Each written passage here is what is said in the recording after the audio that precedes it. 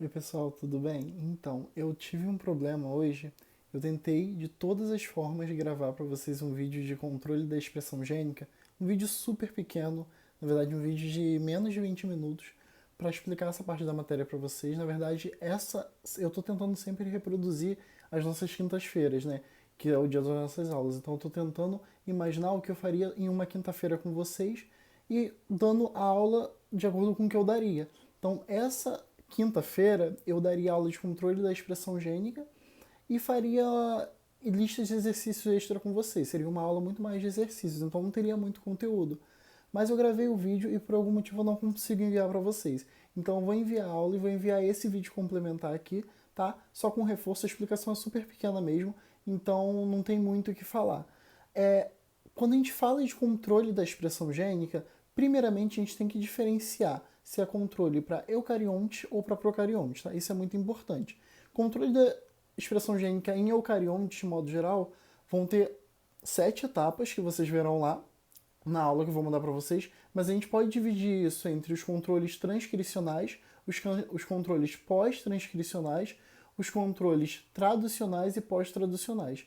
Então, são todos os momentos em que a gente vai estar conferindo se esses processos eles foram regulados adequadamente, tá bem? Então, por que tem que ter um controle na transcrição? Porque você tem que conferir ali se aquele RNA mensageiro está sendo produzido, se aquele DNA está sendo transcrito, se a RNA polimerase está se ligando ao promotor e está acontecendo o processo.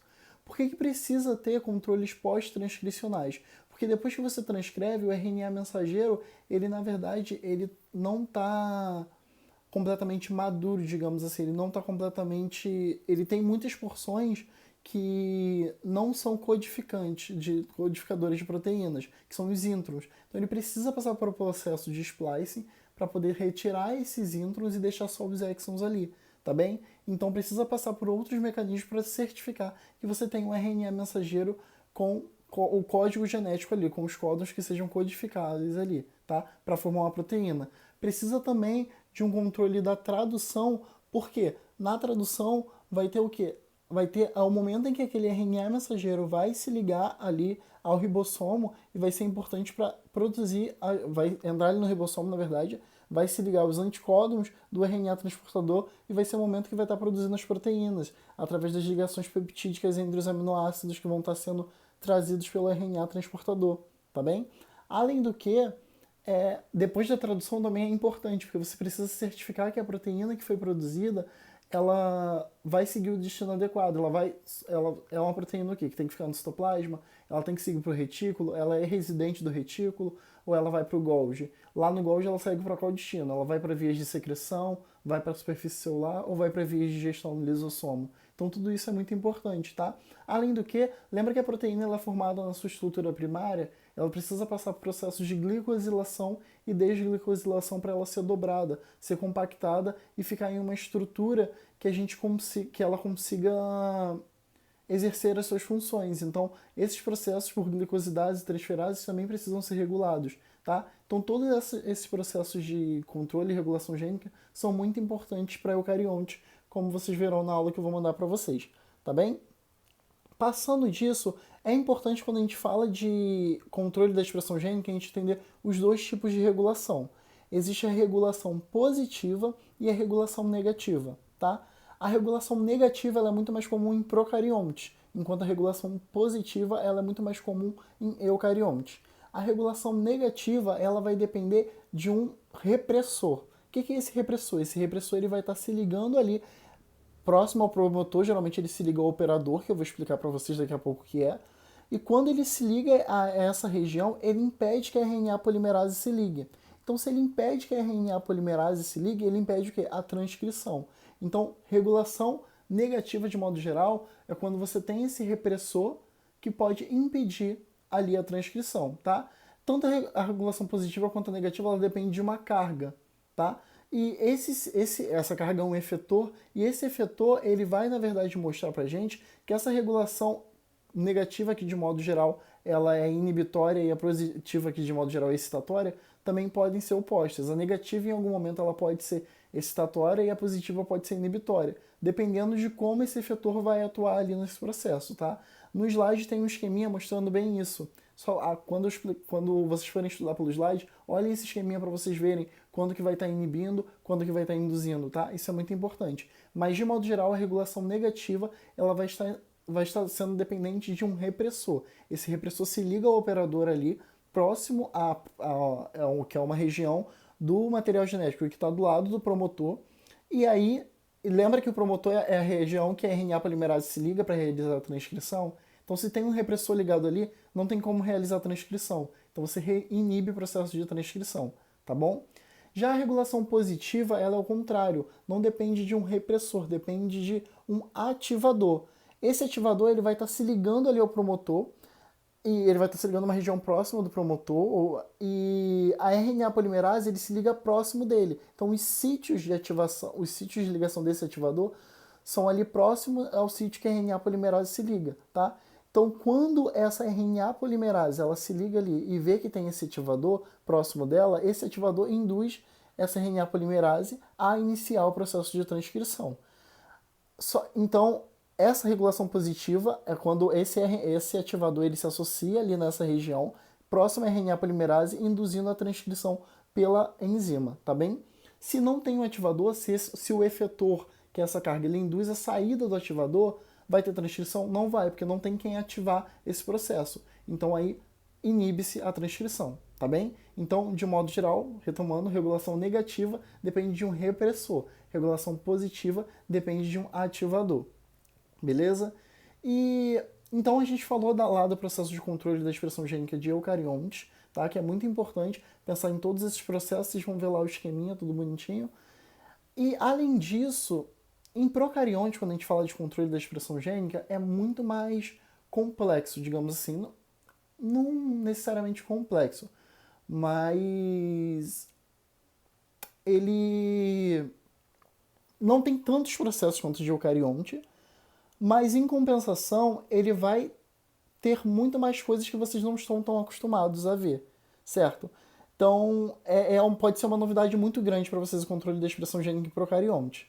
De modo geral, para ocorrer esse controle dessa expressão gênica em procarionte, depende-se de um óperon, que a gente chama, né, que vai estar associado ao operador. Esse operador é uma sequência que está ao lado do promotor, tá?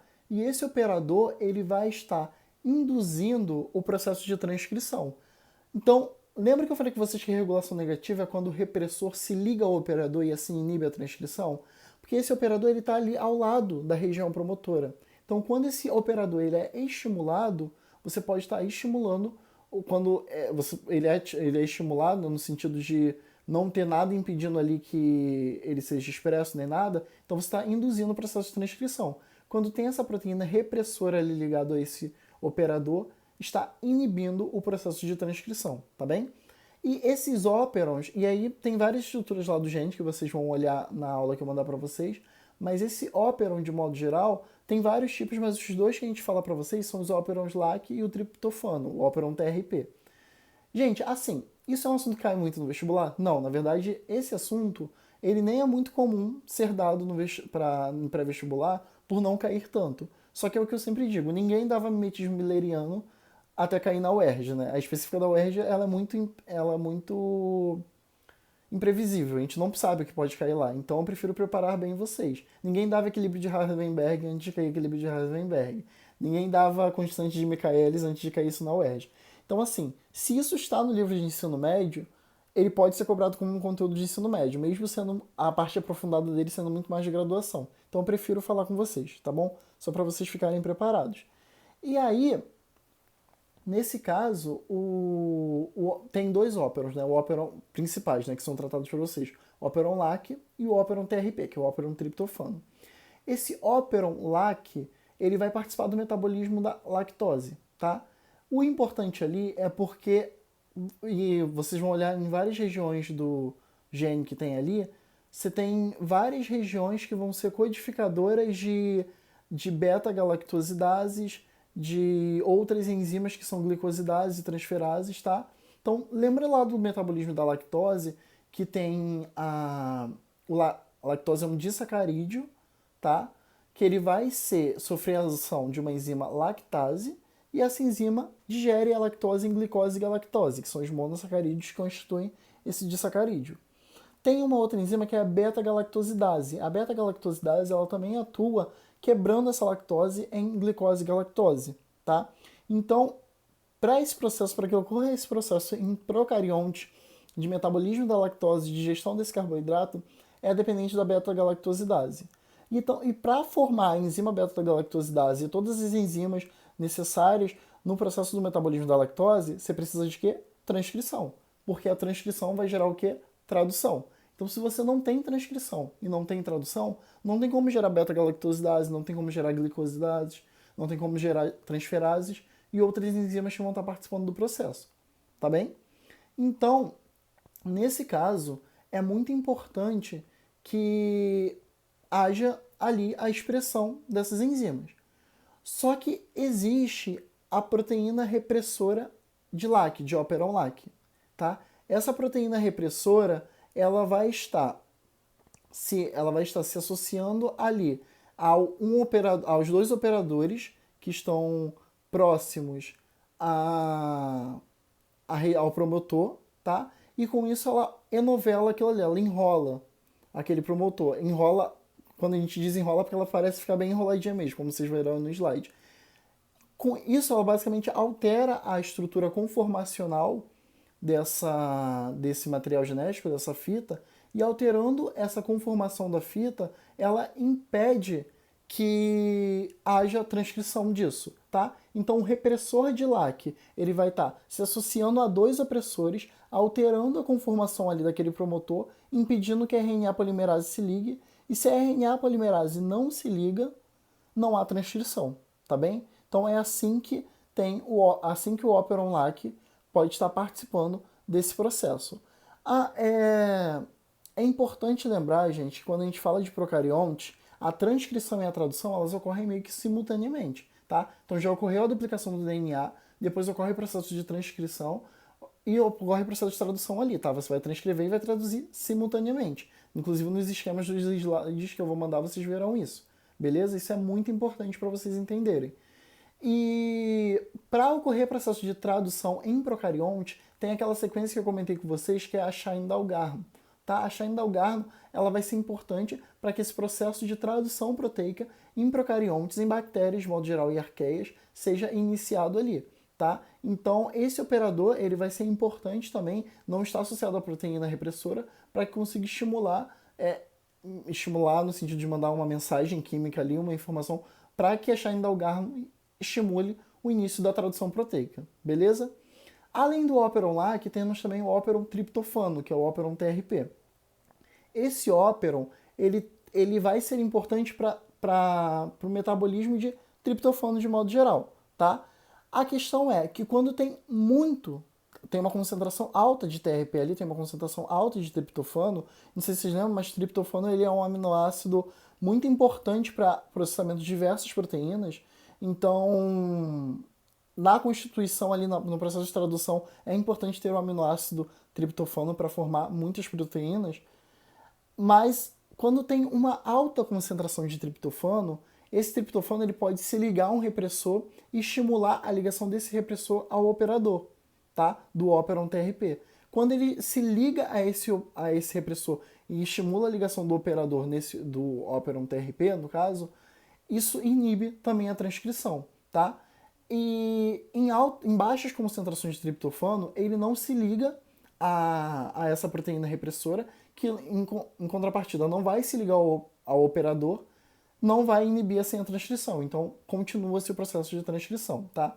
Então, o Operon TRP ele vai estar atuando de acordo com a alta ou baixa concentração de triptofano, que vai ser importante para essa expressão gênica, tá? Quando a gente fala, eu estou falando aqui sobre o controle da expressão gênica, mas é porque é importante vocês lembrarem que quando a gente fala de expressão gênica, na verdade, a gente está falando de expressão do material genético em um RNA mensageiro, tá? Então, a expressão gênica é isso, a expressão do gene lá, que tá, do seu genoma, para formar um RNA mensageiro. E por que isso é muito importante? Porque o RNA mensageiro, ele vai ser traduzido em proteínas, tá? Então, A expressão gênica é importante para formar o código genético, que são os códons que estão lá no RNA mensageiro, beleza? Então, assim, o objetivo essa aula é uma aula que eu queria muito mais exercitar com vocês, fazer exercícios e tirar dúvidas. Eu tive muitos problemas com a internet, eu acabei não conseguindo mandar a aula para vocês. Eu tô até olhando aqui para ver se vai, mas não vai, já tá meio que de madrugada e não tá indo. Então, eu resolvi gravar um vídeo assim no celular mesmo só para explicar para vocês e vocês terem algum embasamento teórico quando forem olhar a aula, tá? Outra coisa que eu queria falar com vocês é sobre biofilmes. O que são biofilmes? Biofilmes são agregados microbianos, agregados de muitas bactérias, geralmente, tá? De espécies diferentes que vão estar ali em uma relação em que uma vai estar dependendo da outra para algum processo. Isso é colônia? Não é colônia, porque a colônia, que vocês ouviram com a Nath, é uma relação ecológica intraespecífica, relação entre indivíduos da mesma espécie, entre bactérias da mesma espécie.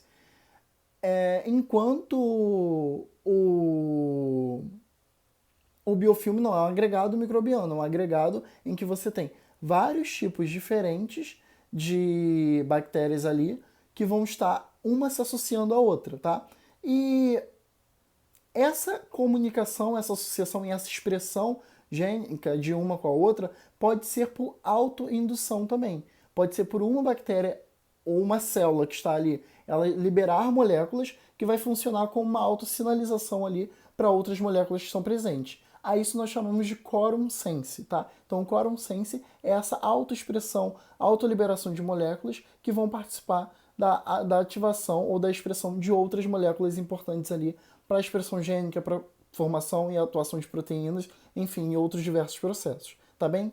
Gente, assim, eu sei que é rápido, né, muita coisa, mas o objetivo era mesmo falar sobre o controle da expressão gênica, o que é isso para vocês, tá? Eu vou mandar uma lista extra que tem várias questões, não tem muito esse assunto, não tem um capítulo falando só desse assunto na apostila, porque esse assunto, ele é muito... Ele não costuma cair tanto no vestibular, né? Ele está dentro de biologia molecular, então ele está dentro do capítulo do código genético e tudo mais. Então tentem estudar, fazer essas questões que eu mandar, tentem estudar esse assunto, ler bem os slides que eu mandar para vocês, assistam um vídeo e leiam para ver se vocês conseguem assimilar as informações e qualquer dúvida tragam na live para a gente tirar, tá? Como eu disse, esse assunto, não negligenciem esse assunto por não cair tanto no vestibular. A gente nunca sabe o que pode cair na discursiva da UERJ, que é muito imprevisível, tá bem? Mas, de modo geral, aí o próximo assunto que eu vou falar com vocês é sobre ciclo celular, que eu vou falar uma aula sobre ciclo celular e mitose, e na outra sobre meiose e os tipos de reprodução, que envolve, né, a mitose e a meiose também, tá bom? Não estou adiantando essa aula porque eu, na verdade, queria pelo menos falar de ciclo celular também, mas eu estou realmente com muitos problemas com a minha internet hoje e não estou conseguindo fazer isso. Por isso eu resolvi mandar esse vídeo, pelo menos para vocês terem a informação de controle da expressão gênica, que também é bem importante, tá bom? Então a gente se encontra na live para tirar as dúvidas e na próxima aula eu entro em ciclo celular com tudo para a gente fechar de uma vez essa parte e depois seguir para bioquímica metabólica e, enfim, fechar o módulo de citologia, tá bom? Gente, beijos e a gente se encontra na live.